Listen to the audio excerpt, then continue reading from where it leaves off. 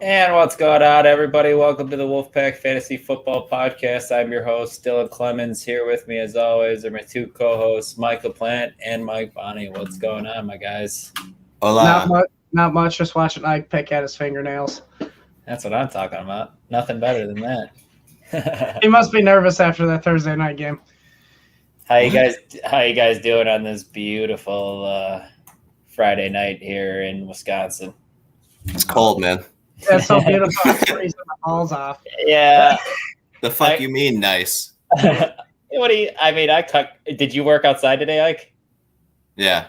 It wasn't too bad, actually. The morning it was cold as shit. If you worked, you'd keep warm. I was sitting on the lawnmower. I just sit at a cut table, so. Yeah, I was cutting grass all day, and it was absolutely freezing. If it made you feel any better, I sat in this very same chair all day. That's good, man. I'm happy for you. But let's just go ahead and jump right into it. Guys, we are under bye-pocalypse. 6 teams on a bye this week. Buffalo Bills, Los Angeles Chargers, Dallas Cowboys, Minnesota Vikings, Jacksonville Jaguars, and the Pittsburgh Steelers. It's like the NFL didn't consult anybody about what they thought for fantasy football in Week 7. It's pretty egregious. I heard Matthew Berry say in the 20-plus years of doing fantasy football, this is by far the worst bye week he's ever seen. It has to be, right? Accompanied with all the injuries. Yeah, it's just absolutely insane. But let's go ahead and just jump into this world beater of a Thursday night football game we had last night. Cleveland Browns took care of business 17-14. I felt like they were in control pretty much that whole entire game, man, but it was still close. I don't know.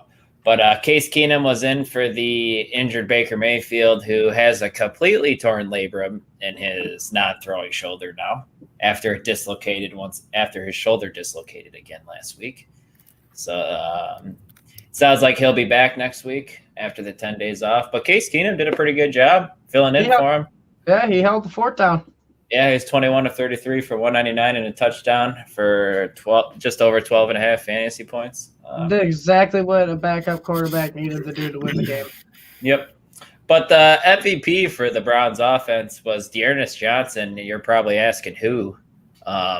Third-string running back for the Browns. Hopefully you guys picked him up off your waivers this week. He had 22 attempts for 146 and a touchdown for 22.8 fantasy points. Guys, that's 6.6 yards per carry. He surprised me, especially after hearing he ran a 4.8 40 at his pro day. He looked quick. He looked shifty. He looked strong. It's like Denver wanted no part of tackling him, man. He looked very good and very competent. He also looked like he had a really good offensive line helping him out. Yeah, they're banged up, Mike. It's just a really good running scheme. Yeah, it really is. Like Jack Conklin didn't play last night again. And it didn't matter. It really is. Like as soon as he saw that hole, he'd cut and he was gone. They had a great game plan and just ran it down Denver's throat all night long. Yeah, he didn't really have breakaway speed. No, definitely not. But you don't need it really. No, but it was shifty enough to get you 150 total yards. You know who he kind of reminded me of? And I bet you I could guess since it's from our favorite team. He kind of looked like Dave Montgomery a little bit. A little bit to me. Yeah. A little smaller. I saw you picked him up too in our home league.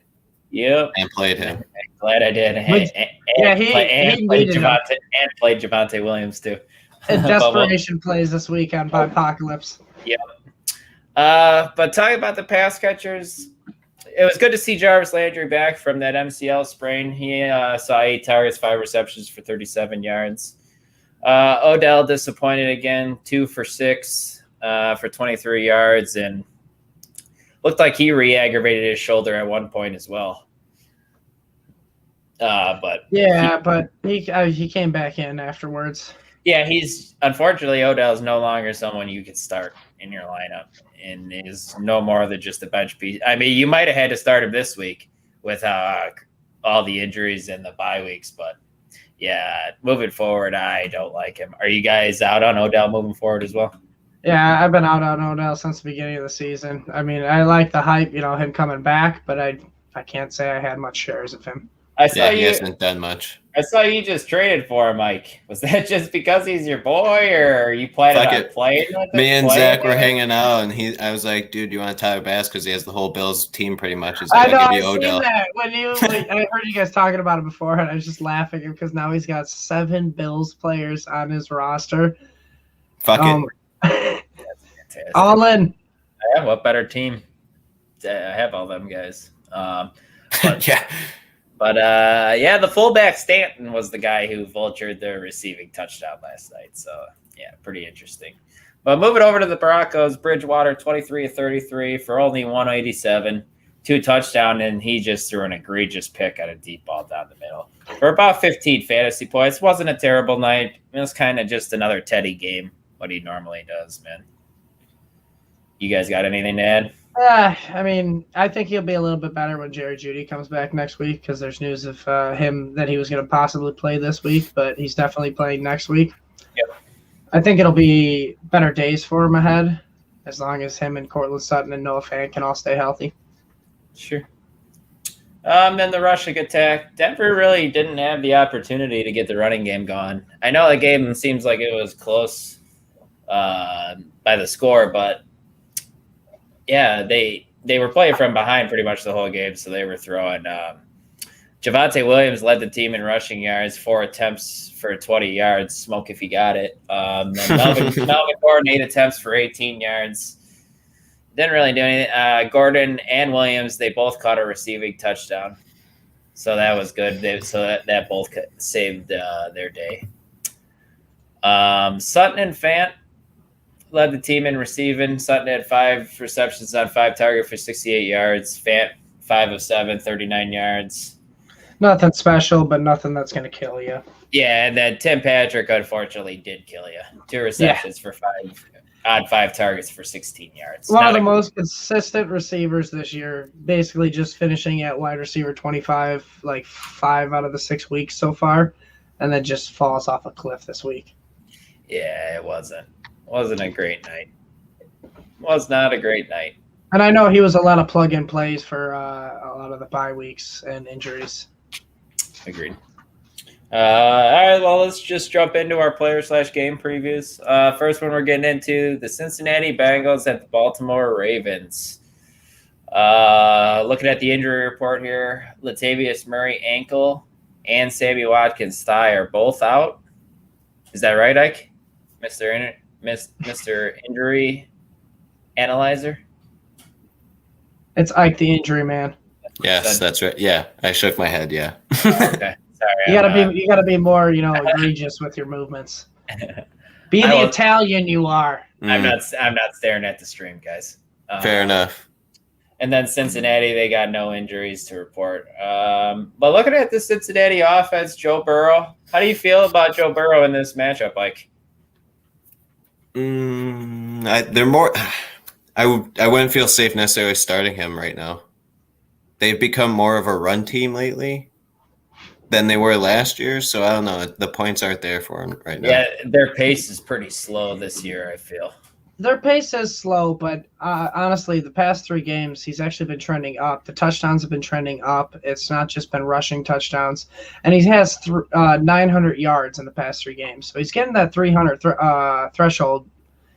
I mean, this is a tougher matchup against Baltimore, so he might revert back to the mean. Yep. But I do think that he is starting to feel 100% off that injury. Also, those 2 games or whatever, Joe Mixon was either banged up or out. Yep. So once he's fully healthy, they're going to go back to running more.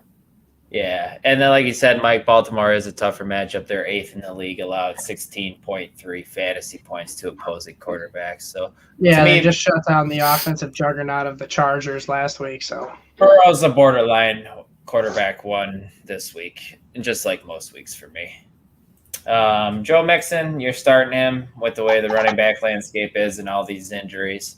Then looking at the wide receiver core, Jamar Chase probably going to catch a lot of Marlon Humphrey, I'm going to assume, right? That's I still like scary. Him. You do, huh? Because Marlon Humphrey, man, he's going to get physical with the rookie. It's going to be awesome. Yeah, he's one of the most physical cornerbacks in football, so I'm not sure how Jamar Chase has been one of the most consistent wide receivers. He's been good. He's been good. Trust me, I know. Ike and I were yelling at each other last week. So I'm the one that preaches wide receivers aren't consistent, but he's been super consistent. Yeah, the matchup just scares me. Ike, how about yourself? I'm more off on him than before, that's for sure. Marlon Humphrey's tough dude. So I feel like he'll follow him the whole time, too. I think he will, too. LaPlante, how do you feel about the other guys? I know you're the resident Tyler Boyd lover. And then T. Higgins, he's been iffy since he's come back. He gets the targets, but... Yeah. I think that this is still that offense that can support 3 wide receivers. It's just going to be – it's going to be like Tampa Bay. Which wide receiver isn't going to be this week? I mean, Boyd more likely than not. Yes, I was going to say it is the better matchup for Tyler Boyd this week. Baltimore has given up a decent amount of points from the slot. So great. So that means you're going to have to choose Tyler Boyd on the Sunday Social podcast a lot. Hopefully we don't get asked. But who would you rather have this week? Let me ask you both of you guys, T. Higgins or Tyler Boyd? Honestly, I'd have to go with T. Higgins. I know. Really? I know you like the matchup with Tyler Boyd, but it just he has a higher chance of scoring a touchdown. Yes, a higher chance of scoring touchdowns. He's got a better ADOT for this Ravens defense. They give up deep plays. That's why I like Jamar Chase. Right on. Okay, I feel you. But now I guess we could talk. Let's just shout out our buddy Juan playing in our home league, starting CJ Uzama this week with all the bye weeks and stuff. Shout out you, Juan. Knowing me, he's going to have another 3 touchdown week, just like week 2. I hope so, man. It couldn't happen to a better person if it does. But jumping into Baltimore's offense, Lamar Jackson starting him. He's a stud. I know he had a down week last week, but game script. Yeah, he's 6-0 against the Bengals. He always kills it against the Bengals. I don't know what it is, but this is just a get-right game for him. And then let me ask you guys this. The water's a little less muddy in the Ravens' backfield with Latavius Murray out this week. How do we feel? Are we going to see more of Tyson Williams this week, or are we going to see more of Devonta Freeman? I mean, he's not going to be a healthy scratch. True. Freeman looked good last week. He deserves to get more. So did Le'Veon, too, though. I hate to say it. It's the scheme. He had a touchdown. That's it. He rushed for 18 yards. Yeah, but he went in untouched. It's the scheme. So they're gonna be just. They're both gonna be used. Yeah, they're gonna be plugging and playing these running backs. Obviously, I think if Tyson plays, he's got the highest upside. Obviously, because he's still got juice in the tank. Who would you rather start between the two? Because I know you said Freeman already. Freeman. Okay, you agree? Oh, okay. Because it's going to be more of a split than I think people think. People are going to have to play one of those guys. I think he looked better than Le'Veon last week. So I mean, look at last week. I mean, all 3 running backs scored. Latavius, Freeman, and Le'Veon. So they're going to use it the same way this week, if that's the case. And jumping on over to the pass catchers. Yeah, I mean, we're starting Marquis Brown. My question is, can we trust Bateman yet? His first week back, it was good to see him with he saw 6 targets, catching 4 of them for 29 yards. And I didn't watch the game deeply, but I heard a few of those catches were on 3rd downs. He definitely made a mistake on 1-2 that made an interception. Really? Off his hands or something? Yeah. Oh, okay. Okay. How do you feel about him? Rookie mistakes. I wouldn't be starting him. How do you feel about him moving forward, though? He's a good stash. He might be at 8. Honestly, he'll be okay. With this week being bipocalypse and injuries, he might be a viable option. He's better than not starting anybody, but you're not going to have high expectations. Okay. Well, let me ask. Go ahead. More of a stash play with if everybody's full strength and no bye weeks. Okay. With Bateman coming back, are you a little nervous on Marquis Brown losing a little bit of production? Do you want to maybe sell high on him, see what you can get, quite possibly, maybe a RB1 with the way the landscape is? I mean, it depends on your team construction. This is obviously the best moment to sell high on him. He's killing it. I think he's top 10 wide receiver right now, I believe, in fantasy. Should be close. Yeah, he's number 7 wide receiver in PPR format. So this is the highest you're going to get him. This is going to be the most value you're going to get him is right now. But if you trust that he is the number 2 guy behind Mark Andrews, because he's clearly the number 1 option in this offense, and stick with your gut, because he's shown to be productive all year so far. Anything to add, Ike, or are we good? I'd be keeping him. Cool. Jumping to the next one, Carolina Panthers at the New York Giants. Terrence Marshall out with a concussion. That's it for Carolina. And then the Giants, Tony ankle, Barkley, Galladay, both knee, and all 3 of them guys are out. But go back to the Panther, and obviously, Christian McCaffrey still out. Mm-hmm. Still out. Everybody should know that. Hamstring. How do we feel about Sam Darnold, guys? I know we've been able to start him here and there this season, but the Giants defense hasn't been particularly, I can't say the word. Particularly. That might have been it. There might have been a little extra syllable in there, Ike, but I'll let you. It's possible. I'll let it go with it. But Sam Darnold, we starting him this week. Honestly, I can't trust him right now with C-Mac out. The last 3 games with Christian McCaffrey out, I mean, he has 4 touchdowns, 6 interceptions, a 54.7 completion rating. He's doing terrible right now without his best weapon out there. It's I can't back trust to him. Sam Darnold. Yeah, I right now I can't trust him. With C-Mac in the lineup, I would go on to start Sam Darnold, but with C-Mac out, I think I'm sitting him. Yeah, I agree with you there. You're starting Chuba Hubbard this week with all the bye weeks, all the injuries. Sterling Shepard's a must play, yeah? Yes. Oh, absolutely. I mean, Daniel Jones has been a stinker this year. But, the past couple weeks, not this year, sorry. We might see Darius Slayton this week after he's been out numerous weeks with the hamstring injury. So that would be nice to finally see him back. So, Tony was ruled out, correct? Mm-hmm. Yep, then Sterling Shepard's a good play this week. The only one that's been really competing with Shepard for targets has been Kadarius Toney. Shepard had 27 in the past 3 weeks. Toney had 25. Bless you. Okay. Now let's cough. Let's just spend 10 seconds on this.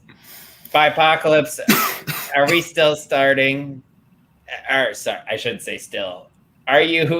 Do you have the stomach to start Evan Ingram? Because I sure as fuck don't. No, you cannot start Evan Ingram. Why not? He's injured. He's injured still, and he's been useless. Why do you got to do this to me? Please, just next time. He's got 15 targets in the past 3 weeks. That's 5 a game. That's not bad. Not for a tight end. For a tight end. Problem is, he just stinks. He needs to find the end zone. He's tight end 23 in the past 3 weeks. Don't start him. Are you sure it's the past 3 weeks? Oh, I'm looking at it right now. I got the shit loaded up. Man, it's just because he doesn't have a touchdown. Bad hosting by me. We totally skipped out on the Panthers. He has 12 receptions for 106 yards in 3 games. That's pathetic. Averaging 4. All right, moving on, guys. You guys are arguing about nothing. But my shit's cleaner than your shit, Ike. No, it's not. Jumping back over to the wide receivers of Carolina. With CMC still out, with Robbie Anderson seeing 11 targets last week. Not catching very many of them because he just has, frankly, not been good. How do we feel about him in this matchup with DJ Moore probably getting Bradbury? I like Robbie Anderson. He hasn't been catching up. Terrible catch percentage, 34.5 in the past 3 games with Robbie Anderson. But you like the volume. He's kind of like Allen Robinson with the days of Nick Foles. Not very accurate, but he's getting volume right now with C-Mac out. So I think that's a viable option with this apocalypse, the injuries. I think you can play Robbie Anderson. It's just obviously keep your expectations low. Yeah, I hear you there. Nothing really on the tight ends. I mean, Tommy Tremble did catch a shovel pass for a touchdown, I believe, last week, correct? Or something like that. But jumping over to the Giants, I think we don't need to start Daniel Jones anymore. I know I suggested it a couple times this year, but he's kind of back to his own ways. His eggs were scrambled a couple weeks ago. So he's kind of got the same thing going like with Sam Darnold. With Saquon out, he's kind of fallen off a cliff as well. Yeah. And then speaking of Saquon being out, Booker had an okay game last week. You still feel comfortable starting him this week, Ike? The volume's there, so yeah. You got to start him with the terrible running back landscape. Yeah, I mean, it's not great. It's low end RB2, maybe RB3 value. But he's getting 12 attempts with 4 targets, so 16 total opportunities. It's a viable backup option. Yep. Jumping to the next game now. Washington football team at the Green Bay Packers. Curtis Samuel out with a groin injury. Gibson still has that hairline fracture in his shin. Weird, it's not getting any better. So he's questionable. Well, you keep playing games, it's not going to get better. But he's confident he will play. Guys, we're sitting Taylor Heineke now. He's to the toilet. Yeah, he had a good stretch, but he's come back to show us that he is still a backup quarterback. And to be honest with you, Antonio Gibson's pretty sketchy right now. With him battling that shin injury, he's in and out of the game because he's trying to manage the pain. Agreed. If you can get a starting running back to replace him this week, which I'm going to tell you it's really hard. What about if you have J.D. McKissick? You just play him. If you got J.D. McKissick, you're playing J.D. McKissick this week. You agree, Ike? You playing him over Gibson too? Yeah. It's going to be a negative game script. They're going to use him more in the passing game anyways. Plus, coupled with the injury, McKissick's the better play. I'm glad you guys both said that because he was my start running back in my article this week. So I'm pretty happy you guys are out on that limb with me. I know I'm having a hard time trying to start him or Mike Davis this week. Yeah. Because Mike Davis plays Miami, and Miami's run defense is allowing 500-yard rushers this year. Decisions. Yep, that's something to talk about on Sunday's live streaming. The wide receivers for Washington, Terry McLaurin been up and down, and he's battling a hamstring injury. You're still starting him, but you kind of have to temper your expectations a bit. Is there any other wide receiver who you're willing to start? No. Okay. Not on the Washington football team. No chance. No, I mean, you kind of convinced me with Ricky Seals-Jones a little bit past week. Dick Seals-Jones. Dick Seals-Jones. He is banged up this week, but with it being a negative game script, the Packers are never that great against defending tight ends, so he's a viable option this week. Yeah, 100%. Top 12 tight end for me. Moving forward, to be honest with you, as long as Logan Thomas is out, he is Logan Thomas in this offense. I'm going to hold you to that. Do it. Do it. Do it. Switching over to the Packers now. I shouldn't say pretty simple. You're starting Aaron Rodgers because he hasn't been super good this year. But in this matchup, who I think any high school team could move the ball on this Washington defense. I think Alabama would win, maybe. No chance. But I know. Rodgers is Rodgers a must start, Ike? You can't take him out. Okay. No, at any week he could drop a 5 touchdown week. I mean, that's his whole shtick. He's a touchdown getter. We all know he's not going to get many yards because this is a balanced offensive scheme with LaFleur. So unless this defense is getting scored on, which I can't see it happening with this Washington football team, Aaron Rodgers is just never going to have the yards. He just has the potential for the high spike touchdown games. Yep. And jumping to the running backs for the Packers, Aaron Jones starting him. A.J. Dillon, I think with the bye weeks and everything this week, with the volume he's seeing these past couple weeks, I think there's going to be people who have to start him this week. How do you feel about that? Not great. I mean, unless it's a good matchup. The Packers are up a lot. LaPlante, which I have a feeling they are. LaPlante pull up his carries the last couple of weeks. What's he had 11 last week. I want to say he had 11 the week before or something too. Yeah, that's a lot more than I thought. He's has 34 attempts the past 3 weeks, and he's got 5 targets in there. So he's got some, PPR value a little bit. But in a prime matchup against this terrible defense, they're going to be up. It's going to be a positive game script for the Packers. They're going to be trying to run the ball.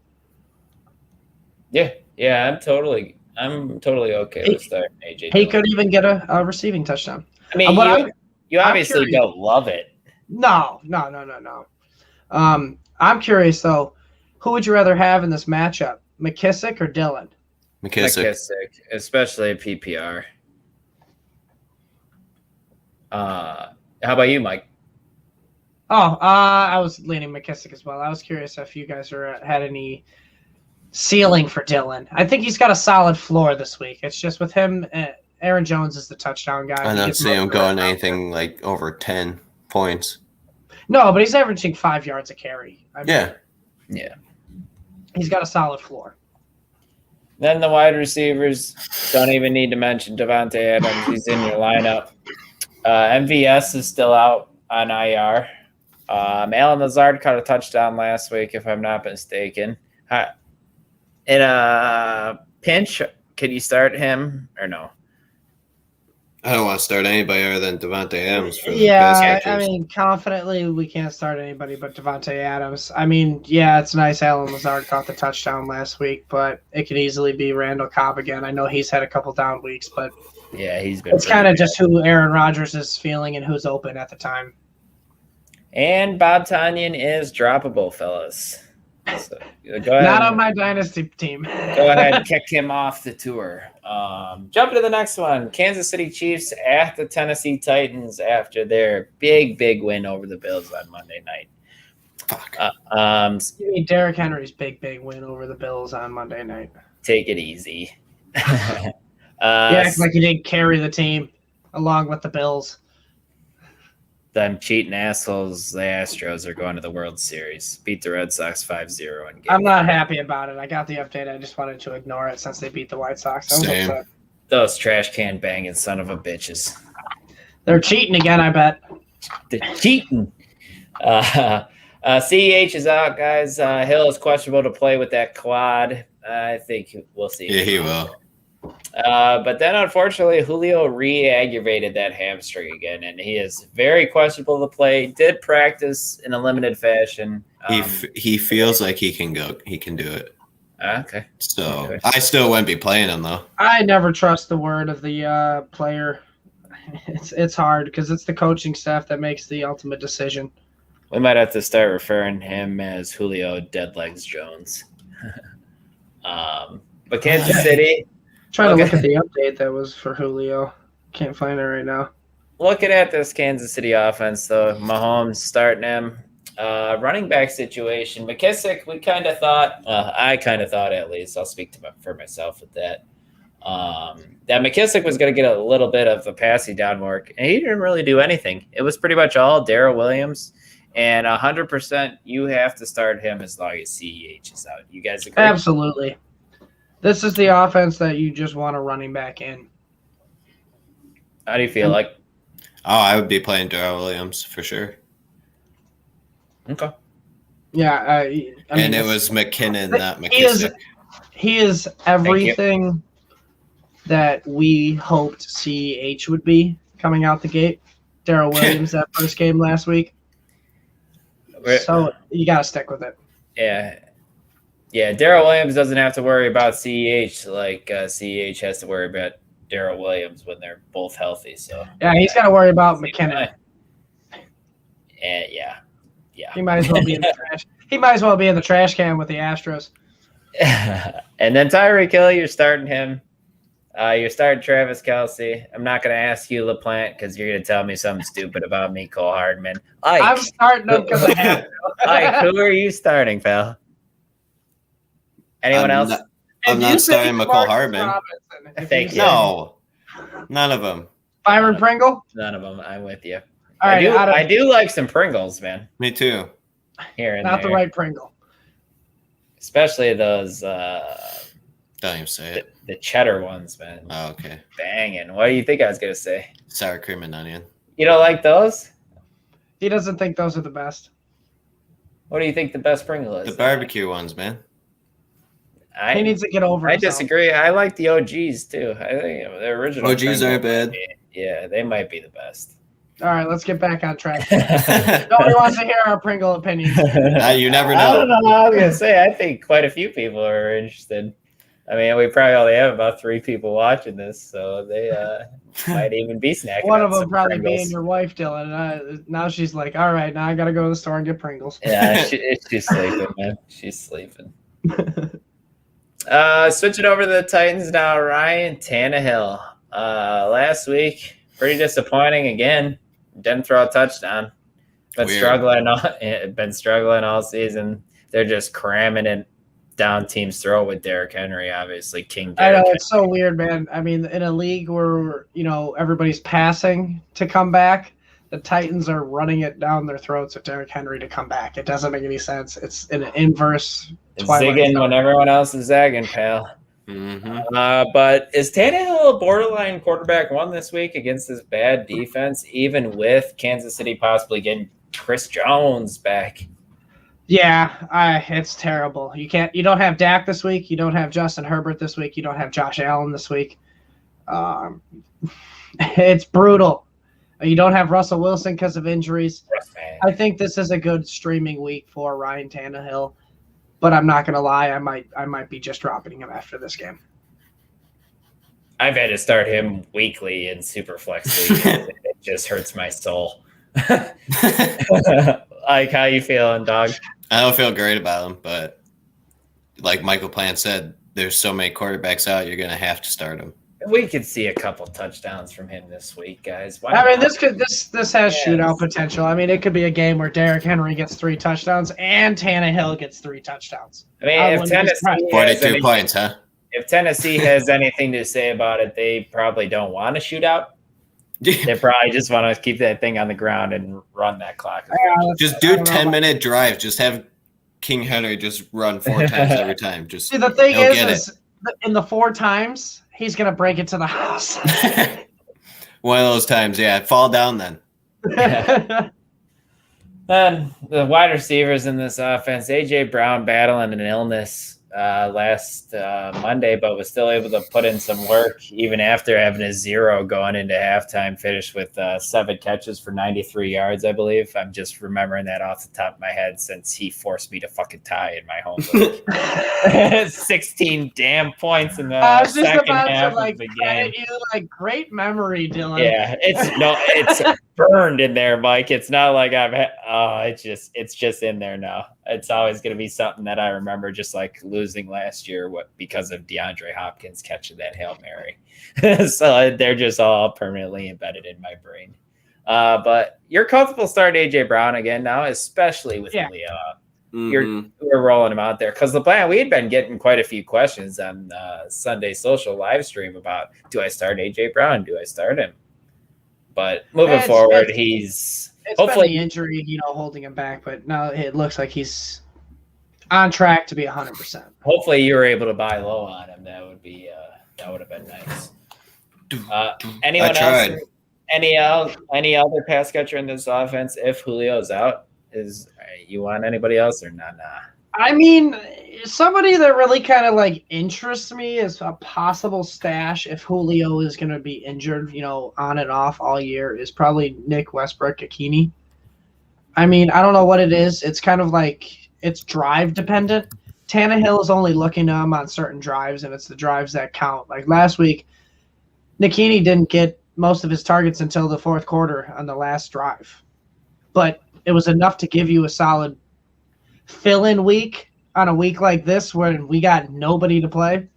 Yeah. I hear. Sure. Deep dart throw. Maybe you can't even really consider it deep with this week. But yeah, I think that pretty much covers this game. Jump into the next one. The Atlanta Falcons at the Miami Dolphins. I can't wait to not watch this one. Devontae Parker, hamstring up in the air to play, and Preston Williams is trending towards playing. That's good news for Tua Tagovailoa.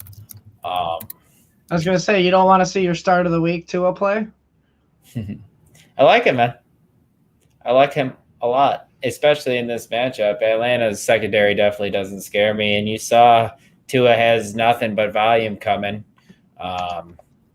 After what we saw him do in Jacksonville, they can't fucking run the ball because their offensive line is brutal. So with all them people that you were just talking about, Mike, you don't believe that Tua is almost a start this week? Like I said, with all these people out, this is a decent streamer candidate in Tua. We lost Ike with some technical difficulties there. He'll be back. He'll be right back. He needed to fix some. I don't know. He must have been watching Frozen in the background because he was frozen. Let's just keep rolling right through. Keep it on. But yeah, I think Tua is definitely startable this week. Like we said, we mentioned Josh Allen, Russell Wilson.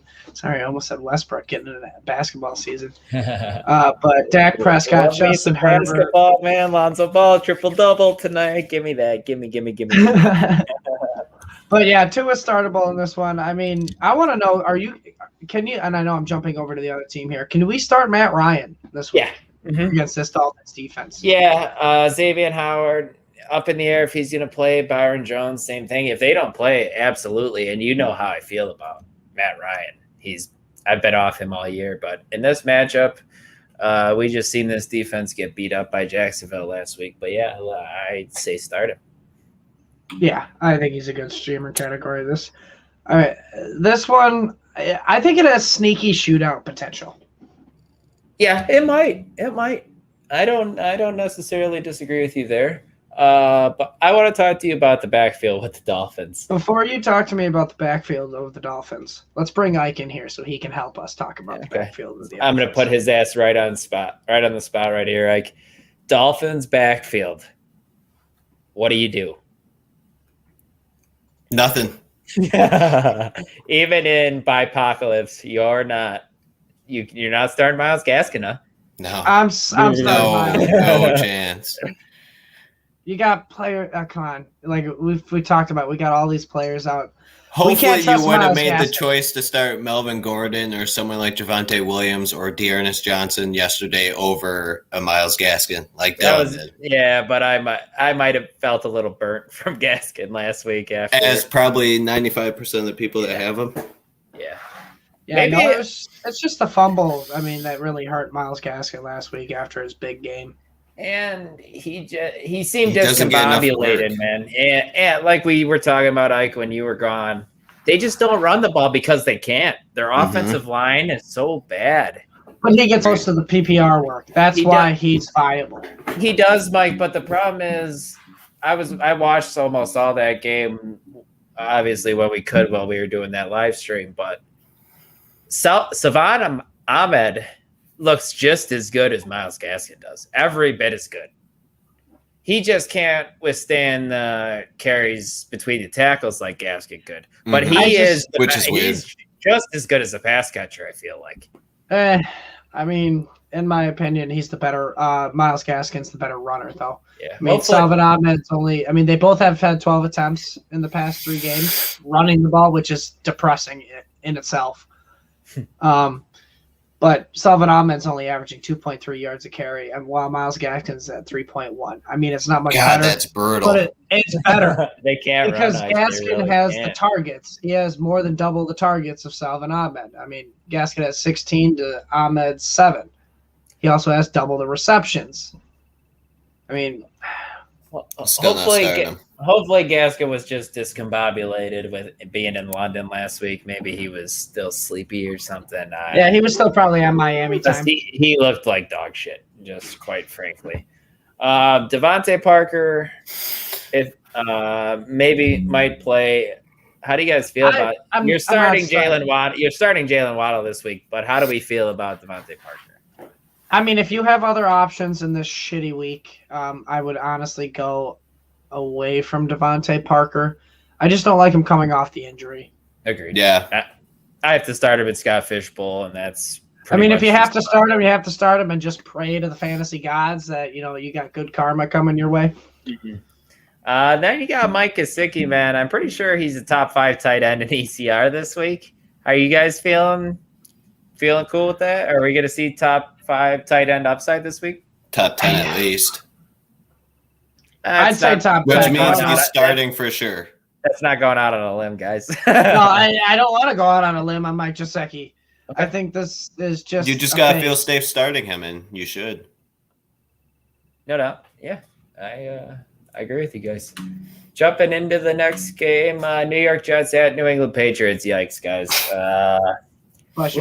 Let's make it quick on the Jets offense. Tyler Kroft is out with back. Can we just say that you almost cannot start any Jet against the Patriots defense? I wouldn't even do it. I'm gonna say it. You don't have to start any Jet. Michael Carter is the only guy I want to play. That's the only one I think I can. But like at some point you almost have to with the injuries in the bye weeks. There's going to be people start Michael Carter, no doubt. I just think Carter's going to get the most volume. Yeah, totally. Especially with having Coleman banged up and stuff. Yeah, you're not starting Corey Davis, guys. He's in my sit article as wide receiver. We already seen what happened to him when he played the Patriots the first week. Bill Belichick does one thing. It's good, it seems like these days, and it's taken away the other team's best player, and he does it really well. He had 2 catches for 8 yards week 1 or something. If you want to be sneaky, maybe I can see this being Jamison Crowder. Like you said, if Bill Belichick's going to take away the number 1 target in Corey Davis, it might be a possible opening for Crowder. It might have to be. Yeah, you might be right, but I'm guessing. I'd be straight on that. Just because, we saw it last time they played. Zach Wilson was atrocious. He targeted Corey Davis all the time, but they didn't have Crowder. That's the difference in this game. And Wilson threw 4 picks. Let's just hope he doesn't. And completed 4 passes. And gets broken. Yeah, hopefully Belichick doesn't break him again. But jumping over to the Bill Belichick-led Patriots, Mac Jones. Guys, are they going to let him cook ever or no? It's hard to say with Belichick. He doesn't like to give his rookies a long leash. That guy has been standing in there and taking some hits, man. He's impressing me with that. And he has, don't get me wrong, he has his rookie mistakes still. Like that pick to Trayvon Diggs on that pick 6. It wasn't a good throw by any means. But then he came back that next play. Yep. And probably should have been picked again, to be honest. After getting popped, too. Yeah, man. I like his mental fortitude. It kind of does remind me a little bit of Tom Brady in that sense that he just threw a pick. He didn't let it fester him like Jameis Winston does, and he come out and throw another pick. He went out, threw a strike. It so happened. It was so fast of a strike that it gave Dallas just enough time to come down and win the game. Yep. And the running backs in this offense, Damian Harris, probably having to start him this week. How do you guys feel about Ramondre Stevenson? Shout out to Brody from our home league. It looks like he's playing Damian Harris and Ramondre Stevenson against me this week. Right on, guy. Right on, pal. How do you feel about Ramondre, Mike Plant? Not great, but I think he's the better option than Bolden. Are you starting him in our Dynasty League or no? No. That we do for dynasties or for fantasy? No, I am not. I believe I have Henry Ruggs and I can't even remember the second player, but it's not him. Gotcha. I'm with you, Mike. I like him better than Bolden, and he might take Bolden's pass catching duties here because we were already seeing design pass plays to him. It's not just that; it's the red zone attempts. It's the red zone attempts too. In the past 3 games, Harris has 7 of this team's red zone attempts, while Ramondre has 5. Yeah. And if Harris keeps fumbling at the damn goal line, he's probably going to lose some even more. Yeah. Anything to add, Ike? Nope. Okay. Pass catchers here. The best pass catchers in this offense is Hunter Henry, the tight end. Okay. I seem to always glance over Jacoby Myers, who... I'm still going Hunter Henry's probably better. Yeah, and then you got Jacoby Myers as a borderline flex play every week, especially PPR formats. Yeah, it's just... you're just hoping Jacoby scores. That's the only thing holding him back. But he don't ever score. But he almost did last week. You know who does score? Yeah, it got called back.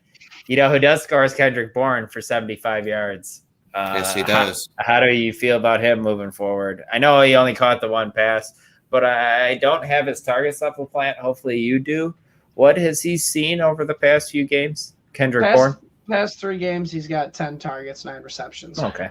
Not really enough to 159 yards. So that one strike he had was majority of his yards right there. So I mean, I would not be thinking about starting him. Yeah, it's more of a stash play if you're desperate. But yeah, I wouldn't be starting him. Yeah, you're not starting Nelson Aguilar either. I think that pretty much does it. Jumping over to the next one. Well, I mean, I want to talk about this quick since Hunter Henry's emerged so well the past 3 weeks. Are we done with Jonnu Smith, and is it Hunter Henry's? We've been done with Jonnu since week 1, I think. I think I flushed him down the toilet. I flushed the turd down the toilet. Pretty much as soon as Hunter also signed a contract, we knew one of them was going to get flushed. Yeah. Yep. Yeah, it seems Hunter. I mean, the reason I asked is because Jonnu's getting 6 targets in the past 3 games, which is double of what Hunter's getting in the past 3 games. Hunter's just caught all 3 of his targets for touchdowns. Yep. So I was just curious. I mean, because you are looking for the touchdown-dependent tight ends, and he's getting touchdown red zone targets. Cool. Next game, Detroit Lions at the Los Angeles Rams, the double revenge game with Jared Goff and Matthew Stafford. Could get ugly for these Lions. The injury report, Swift and Hockenson will play after being banged up. They're always banged up. And then, Sony Michel, he is expected to play as well after being banged up. Let's make it quick on Detroit. You're not starting Jared Goff. You're starting Deandre Swift. Jamal Williams has been a total nightmare since week 1, where he saw 9 targets. I'm pretty sure he's seen 9 targets in 5 games since then, if I'm not mistaken. I would not be starting him. Disgusting. Past 3 games, he hasn't gotten any targets. Yeah, he's running less routes too. It's slowly becoming Swift. Yeah, this offense is kind of, Yep, it's Swift. It's Swift or bust, and it's Swift on a bad offense. And then Amon-Ra, he's seeing the targets, not really doing much with them though. Like he's getting 5 or 6 fantasy points a game, catching 4 balls for like 25 yards.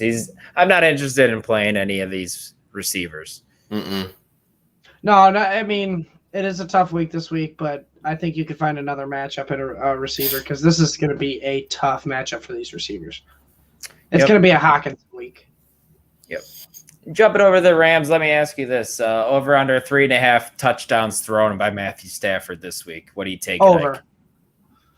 Under. Ooh, okay. Over. It's a revenge game. I like Daryl Henderson a lot this week. I do. He can catch touchdowns.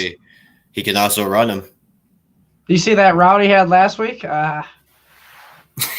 Okay, finished it or what? It was good. It was a good route. He scored a touchdown on it. What more do you want? You watch football? No. I play it. Teams.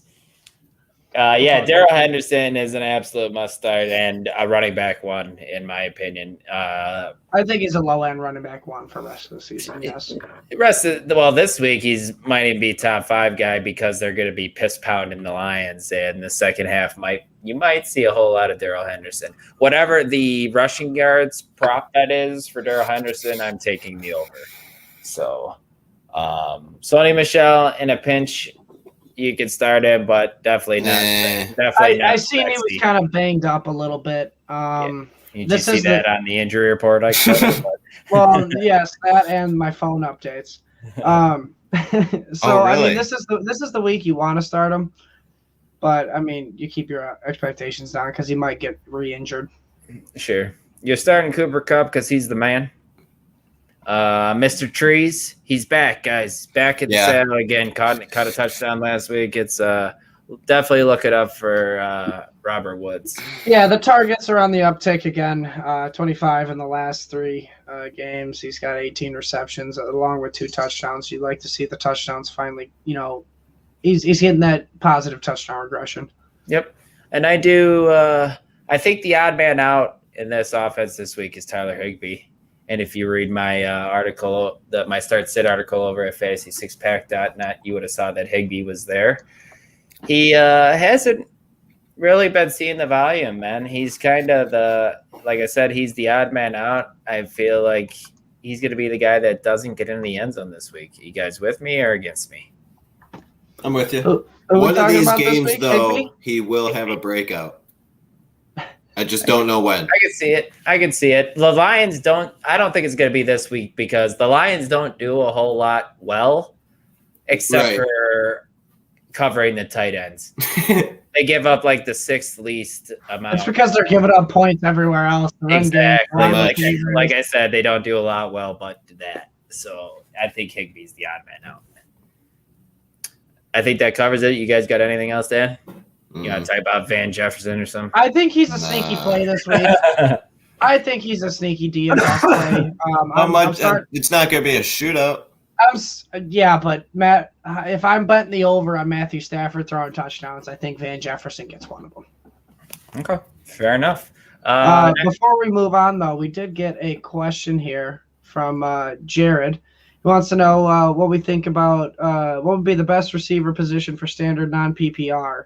Sterling Shepard, Devontae Parker, Allen Robinson, or T. Higgins? I'm thinking it's T. Higgins. I was going to say Sterling. Yeah, I think I'm leaning Sterling Shepard. Even in standard, guys. Yeah. Even standard. Sterling Shepard's he's getting the volume. He's getting volume, which means he'll get the yards. T. Higgins has to be touchdown dependent. Yeah, T. Higgins is touchdown dependent in a tough matchup against the Ravens. You kind of need to be touchdown dependent in standard leagues, in my opinion. I mean, no, you could still score by yards. You could still get a solid baseline by getting yards. And Sterling Shepard, if he doesn't get the touchdown, he's going to at least get you yards. All right, T. Higgins could give you a week where 4 receptions for 30 yards. Yeah. He definitely can do that. You guys are wrong. I'm right.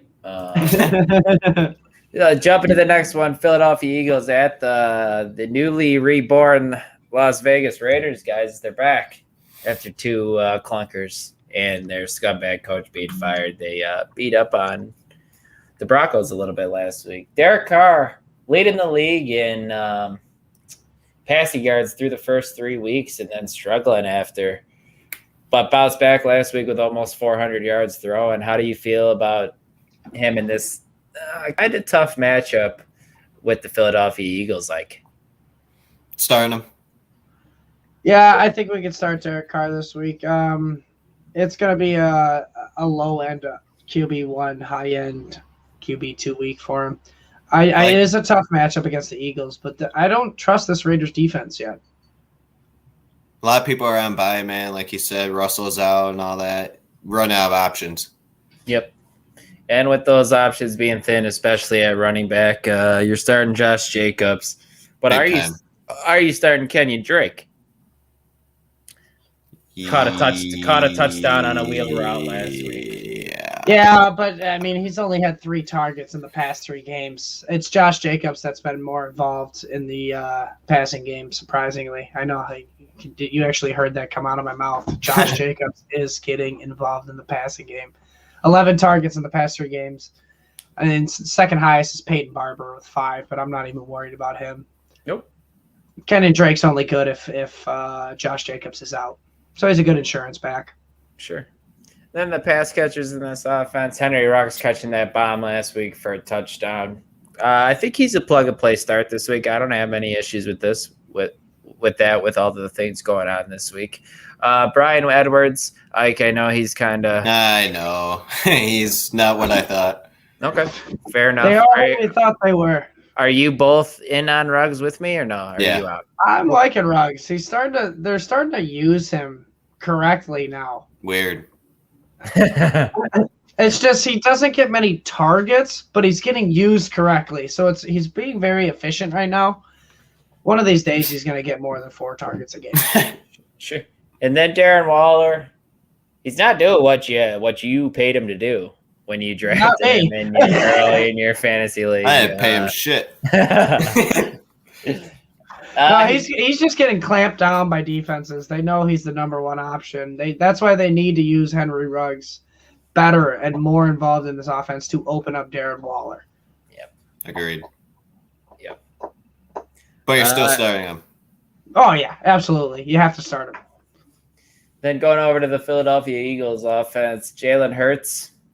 Got to start him, even though it's ugly. You put him into your lineup and then stop. Top 6 quarterback every week, pretty much. Yep. just don't watch the game. I saw Sean dropped him in our league. I'm like, he's mine. I contemplated picking him up. I just didn't want to. I got nobody I could drop because of all these injuries and buys. Right. Did you hear about that Philadelphia newspaper? No. Which one? The Philadelphia Inquirer, I think. They put out a story talking about starting Joe Flacco. I promise. I don't like it. I'm speechless. I got nothing to say. To be fair, Jalen Hurts hasn't been good in real football, but why would you start Joe Flacco and not Gardner Minshew? They literally published the story talking about Joe Flacco. I don't. Touche. I'm gonna be honest. It's the coaching. That's the issue. Like right now, though, is Hurts is like you said, like seems like a top 6 quarterback every week. That might fucking lose his job at some point this season. That's what we were worried about when we were doing all our dynasty startups this offseason, LaPlante. True that. And why we were shying away from Hurts. I'm like, he's not guaranteed a starter. New coaching staff. He wasn't drafted by this coach. They want Deshaun Watson. Even Dolphins are getting him. Stay away. Yeah, but you're starting Jalen Hurts. I mean, the only other because Jalen Hurts is pretty much the only one you could start confidently on this team. I want to know. I mean, Dallas Goedert. This week I like Dallas Goedert. Raiders give up the most points to the tight end. I like him every week now. There's no Zach Ertz. Yeah, with those Zach Ertz, man, Goedert is tight end 1 all day. Tight end. Not the tight end 1, but I like to see it to believe it. Oh my God, you must be smoking crack. Jumping to the running backs, though, guys. Miles Sanders played 82% of the snaps in Week 6. That's what I was curious about. What do you guys think on the outlook of Miles Sanders for the rest? He's trending up, man. Yeah, buy low on him. Hopefully, our friend Pete from our home league's not watching, but yeah, it's a good time to. I'm seeing everywhere to buy Miles Sanders. Agreed, and I'm jumping on the bandwagon. I'm glad. I'm glad you are as well. Yeah, 6.2 yards per carry against that tough Tampa Bay defense. I mean, yeah, running back that's gone against them pretty much. He looked really good. Mm-hmm. Yeah, I mean, my biggest concern with Miles Sanders was the volume and then the red zone attempts. But he's got 8 attempts in the red zone the past 3 games, so it's trending up for Miles Sanders. If you can't buy low on him, get him low. This is probably going to be the last week you can get low on him. Yep.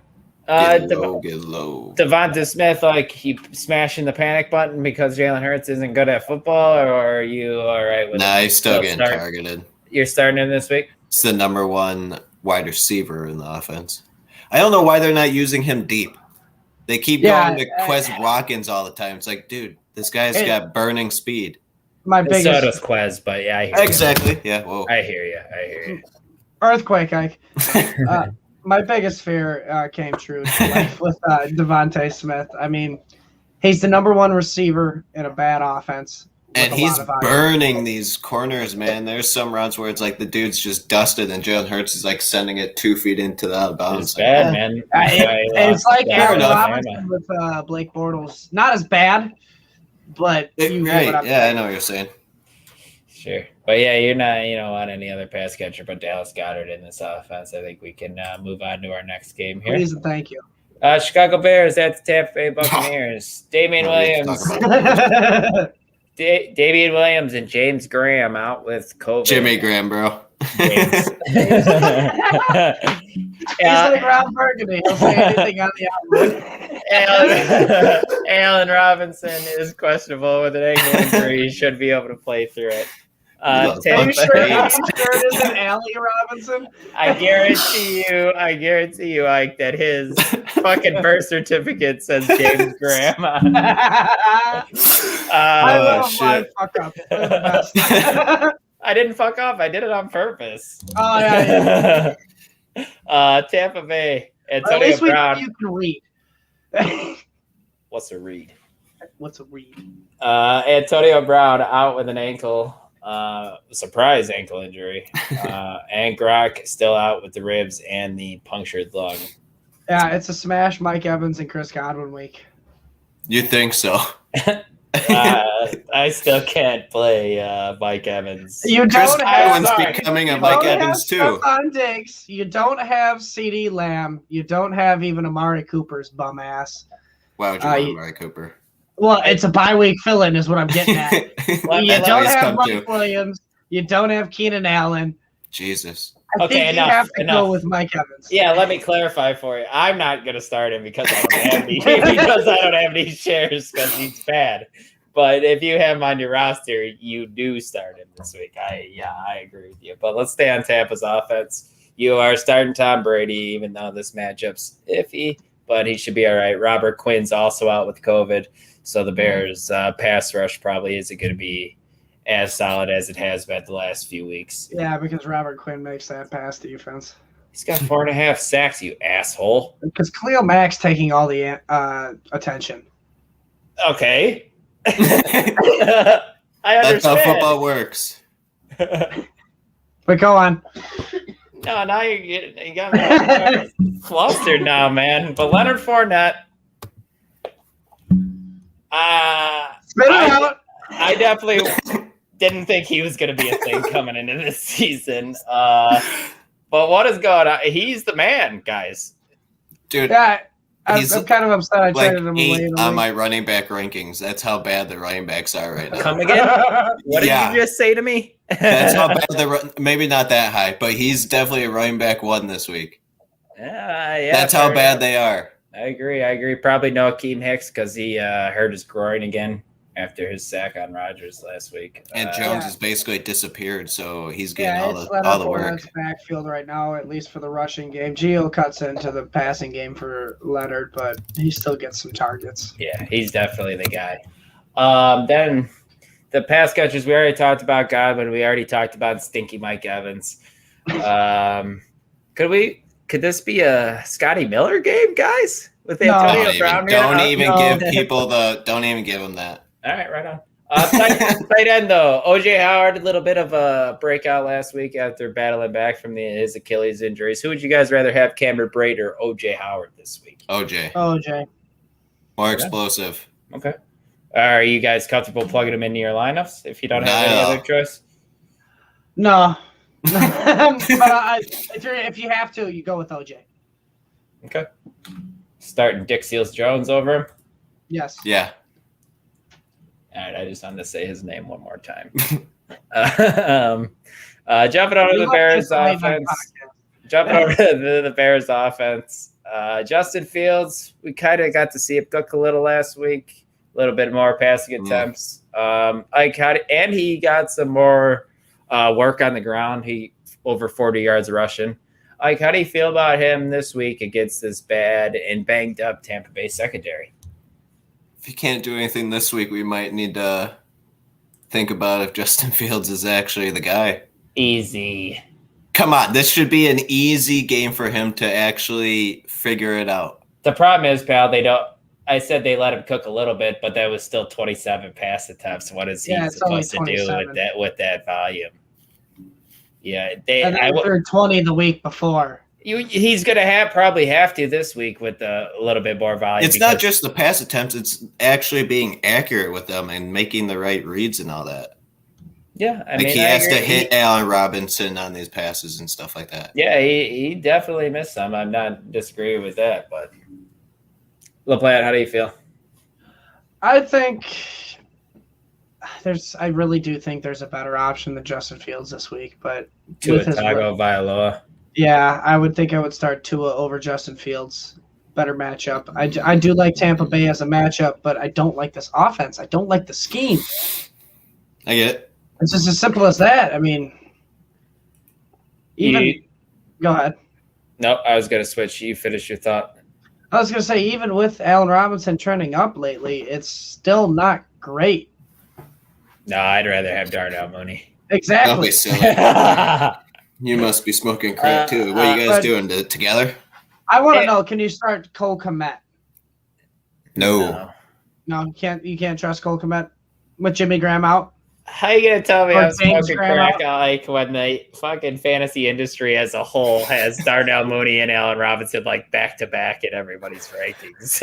Is everyone Just wait everyone- for one more week, and then Allen Robinson's gonna go back to his You've normal been saying self. that for 3 damn weeks. 2 now. weeks. 2 weeks. I've been for 2 weeks. Because Fucking- okay. Ugh. For the past 3 weeks, Darnell Mooney has out-targeted Allen Robinson. In every No single shit. All right, we're done before we start yelling at each other. Let's move on to the next game. Hold on, we didn't talk about Cleel Herbert.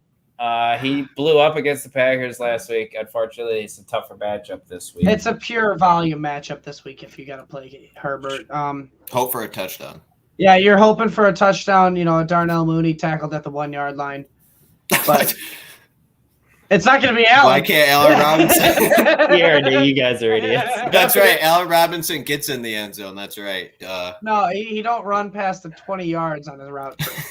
When did that That's his happen, problem. Ike? When did he get in the end zone? When Andy Dalton threw it to him in week 2? Or what? He dropped it. Oh, this shit's funny. But jumping to the next game now, Houston Tech. Not much of a game. Houston Texans at The one-sided game. We're about to playing be football 1-2. 7-0 Arizona Cardinals. Houston's got no injuries to report, just like they have no offense. Arizona, no injuries either. But Houston, Davis Mills not starting him, not starting any of those bum running Not backs. Brandon Cooks anymore, huh? We're off the Brandon You're starting we're Brandon still, Cooks. we're still on the Brandon Cooks bandwagon. Arizona's secondary is not good. Brandon Cooks might see 17 targets or something. Catch maybe 8 of them. Yeah, he's only gotten 25 in the last 3, so that huge spike in volume. Only no, what I'm- 25 in the no, past hear me 3. out. What I'm saying is the huge spike that he had when Davis Mills first came out there. It's not as much. It's not as insane as we thought it was going to be, but he still has good enough targets to make him a That's still a big number, pal. That's you targets got to a let me game. finish That's my more than sentence. Allen Robinson has all year, I think. Yeah. I love it. And you're the Allen Robinson guy. Jumping over to Arizona, guys. Kyler starting him. I want to talk to you guys about the running backs and see if we're on the same page. I had Chase Edmonds in my sit portion of my article this week just because of the game script that's going to play out. Oh, God. And he's been disappointed the last few weeks, battling that shoulder injury. I see he's not on the injury report. Maybe just he's not on our injury report. But who would you rather start this week, James Conner or Chase Edmonds? James Conner. I'm thinking James Conner the rest of the year. Really, guys, because that's a complete 180 from what we've been talking about at La Planet. We talked about it with Joe on the podcast. We've been talking about Edmonds. I will say that it is a complete 180 from me, but the whole thing is they have clear-cut roles. Oh, excuse me. James Conner is the red zone bell cow kind of type back. He's getting the attempts on the ground, and he gets the red zone attempts. Chase Edmonds is the PPR guy, the kind of gadget guy a little bit. If they're down, they're going to use him. But that's the thing. They're 7-0. They're not losing. Exactly. They don't need him. That's the problem. They're using James Conner because they're on a positive game script all the time. James Conner in the red zone. And James Conner can handle those type of James and it's Conner not like he the can't catch the ball, too. Exactly. Yeah, he's got 4 targets. I mean, it's Chase Edmonds' role. Yeah. Mm-hmm. That's why he doesn't get the targets. But with them being in positive game scripts all the time. It's weird. It reminds me a lot of the Lions running. Like Jamal Williams, strictly the runner with a few targets here and there. And then Swift and Edmonds get all the targets. Well, yeah, but. But yeah, I'm James Conner rest of the season. Cool. Yeah, I agree with you. Jumping to the pass catchers, DeAndre Hopkins, revenge game again. He's probably going to kill them. Drooling. He's salivating right now. We could kill them. He's just hoping. What's his face? Bill is still on. What's his face is still on the Houston Texans, but unfortunately he's not. Bill O'Brien. AJ this week. AJ Green or Christian Kirk. Let's say you like. AJ Green. Let's say you LaPlante. It's honestly an even split for me. You can go either way. The higher floors, the higher ceiling is going to be Christian Kirk. He's going to get the long touchdowns for you. But AJ Green has been solid. I mean, the past 3 games, both at 14 targets. Did you Both see had him 11 catch that receptions. deep pass? What was it, last week or 2 weeks ago? Yeah. Vintage AJ, man. 2 weeks ago, I believe. Yeah, But he's not Yeah, going to how break about a that big shit? touchdown No, like Christian no. Kirk. That's Yeah. not getting at. I think I'm leaning towards Kirk with him being in the slot. I think he has a better opportunity. I think they're both startable this week, but Christian Kirk's the where I lean more. Agreed. And then I talk about Zach Ertz a little bit. Is he a top 12 guy rest of the season? This week? This week, I would Goddard? probably not. I would probably still have to start him, but temper your expectations because he's literally learning a whole new playbook. Yeah, The rest of the year, I don't know because I don't know he's- how often Kyler targets tight ends. I mean, Well, no, so Max that's the Williams, thing. He's not going to be a volume guy. Yeah, Max Williams was getting a decent amount of Like 4 or 5, somewhere around there, yeah. I think. Well, Max Williams didn't really get targeted in the red zone. Exactly. That's Max something Williams- Zach Ertz is good at, is Well, red zone. And Kyler is always fucking running in the other. Yeah, so I don't know. It's But weird. Kyler uses the tight end. So this is an explosive offense with a decent tight end. He's not going to get you yards, but I think your touchdown potential is in your favor with him. He's a top 14, top 15 tight end for sure. Not great. I don't know if I'd do top 12. But jumping to the next one, Sunday Night Football, Indianapolis Colts at the San Francisco 49ers. T.Y. Hilton quad, sliver of hope playing. He's hoping he can go. San Francisco, Jimmy G, good to go. Trey Lance is out. How do we feel about this San Francisco offense as a whole with Jimmy G back under center? Do you guys feel like everyone's fantasy production goes up, or does it go down? I'd say Debo's going back. He's going to be targeted again. He's going to have good targets again because Trey Lance wasn't the passer we thought he was, or was going to be. Still young. Not yet, man. Yeah, not yet. No, He's the project. But I know exactly what you mean because they said But- when Trey Lance was going to come in, it was going to be like this whole new offense where like there's more deep passes and stuff like that. But with Jimmy G Ayuk was supposed to be Debo, good. Yeah, well, that's the thing. I think Ayuk is a good buy low candidate if you've had the opportunity to get him, just because Kittle is on IR right now. He's going to get involved with Kittle. And IR. Ayuk's talented. I don't know what's going on with him. Yeah, I mean, he's going to be the better receiver that wins out the job for the second spot in that offense. And then I don't trust any running back. No.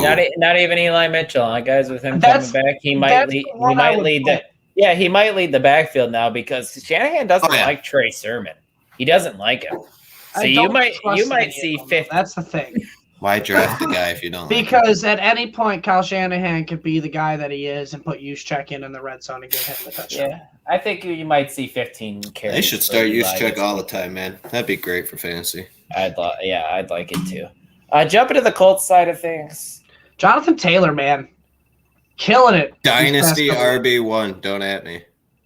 Don't at me. Najee Harris, sorry. No. Yeah, I guess you can argue it. Did you have that argument real quick in your head? All right, I mean, but go ahead. I was just gonna say, how you feeling about Jonathan Taylor?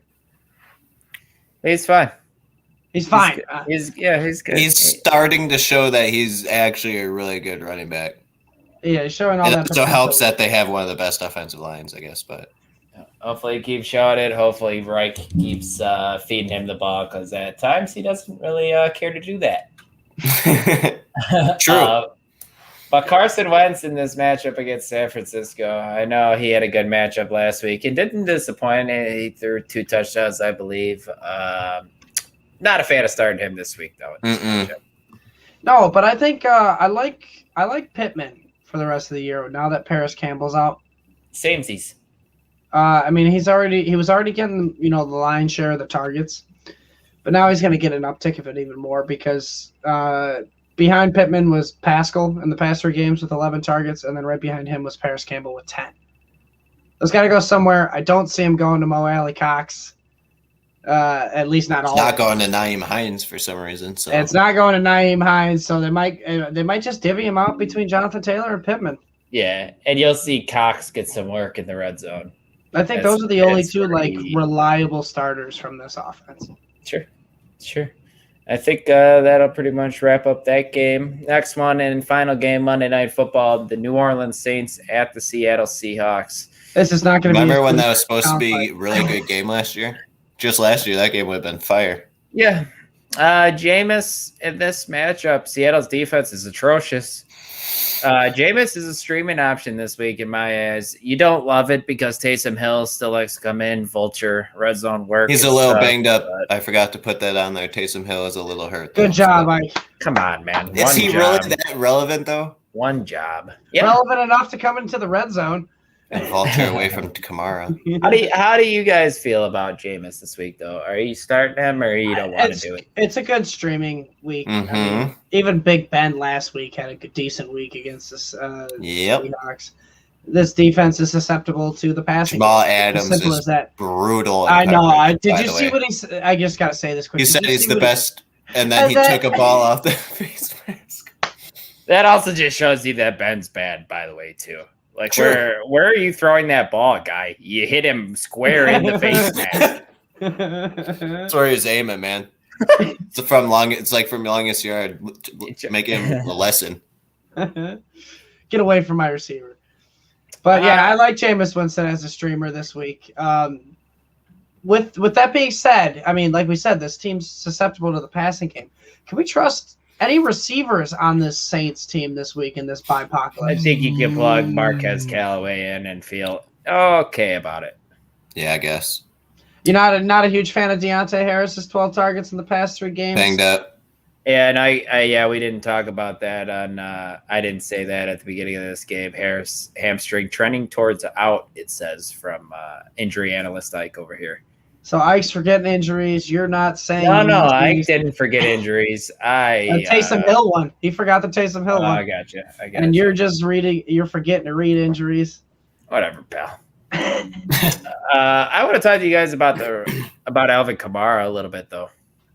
Not seeing the pass catch of work he saw with Breeze, but he is trending to see the most carries in his career. How do you feel about this? Like, I mean, I guess I would say it offsets each other, but not really, because you're getting. He's kind of like the James Robinson of last year. He's still getting targets, though. I mean, just 2 or 3 weeks ago, he got like 6.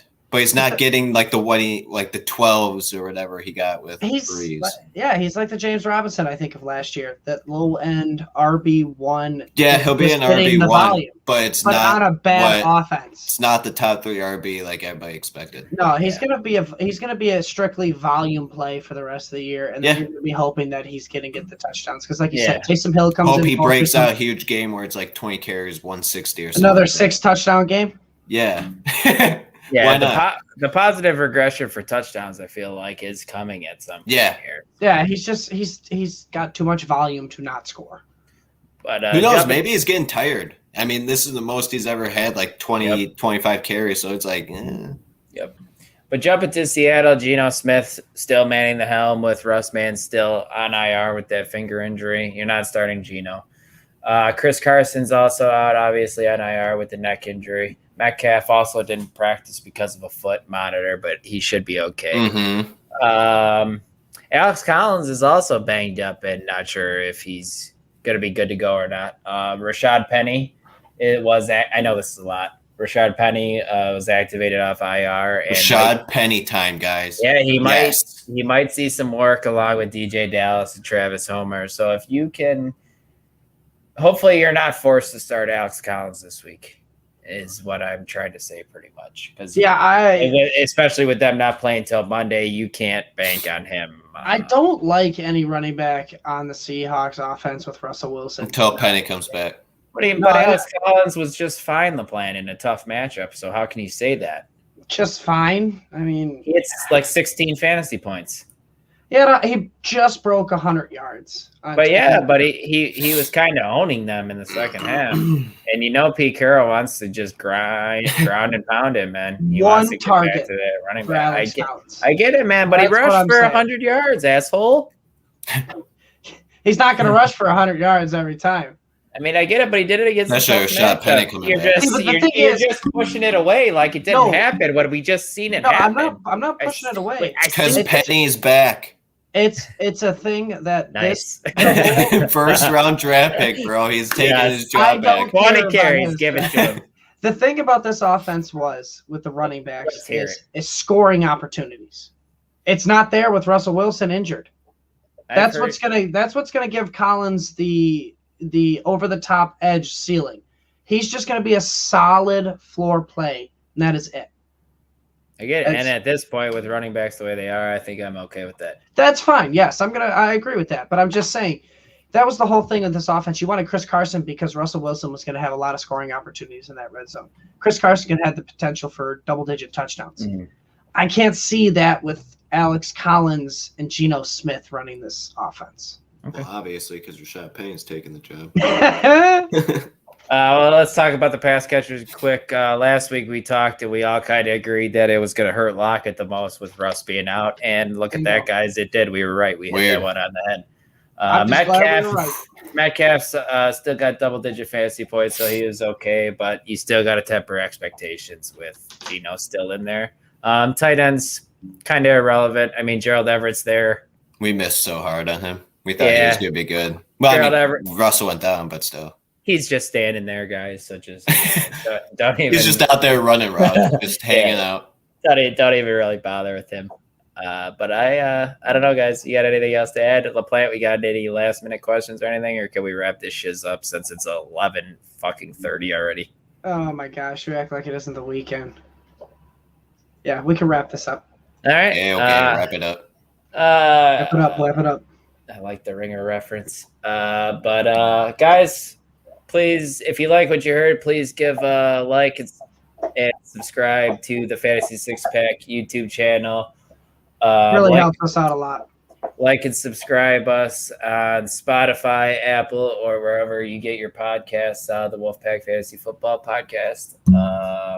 You can follow myself at Twitter at dclemens2222. Follow Ike at Ike2121, and you follow Michael Plant at Be Like Mike with 2 eyes and an underscore between the. Why is yours so difficult, man? I know You gotta fix it. It's not difficult Fix it. if you let me say it. Give a little bit of. They Shorten want it. They want to hear me, man, not you.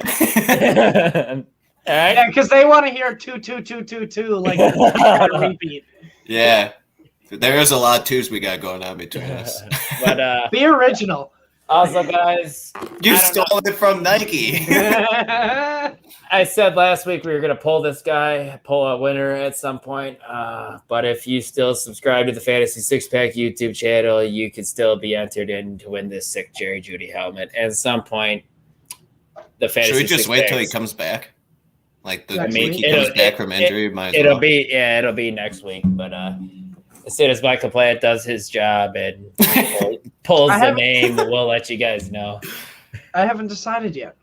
All right, guys. But good show. We'll see you guys all next week. We'll be back again Friday night, hopefully a little earlier.